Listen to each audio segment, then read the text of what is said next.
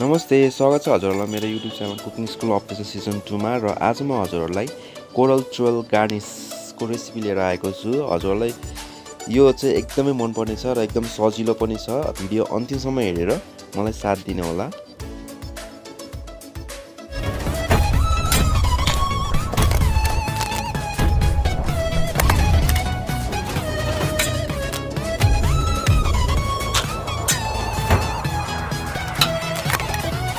Cooking School Official Season 2 सर्वप्रथम हामीले एउटा बल लिने, बलमा चाहिँ 1/3 कप वाटर राख्दिने। वाटर राखिसकेपछि हामीले 1 टेबलस्पुन रिफाइन्ड फ्लोर राख्दिने र त्यसमा चाहिँ 1 pinch of salt and 1 pinch of icing sugar राख्दिने। यसले चाहिँ एकदम राम्रो टेस्ट दिन्छ। अनि त्यसपछि हामीले 2 टेबलस्पुन भेजिटेबल ओइल राखिदिन्छौँ।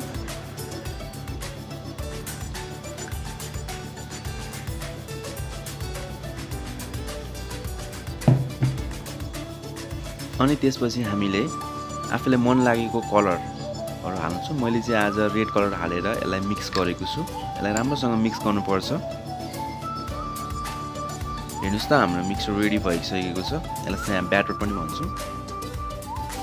यो ब्याटर एकदम थिन ब्याटर हो र हामीले यसलाई बिचमा हालेर यसरी सेपमा ल्याउँछौँ।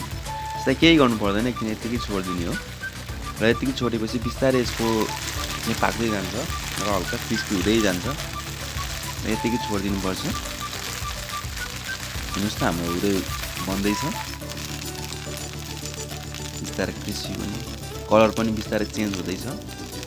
अब यो अलमोस्ट रेडी भइसकेको छ। हेर्नुहोस् त कलर पनि एकदम राम्रो छ र एकदमै क्रिस्पी भइसकेको छ।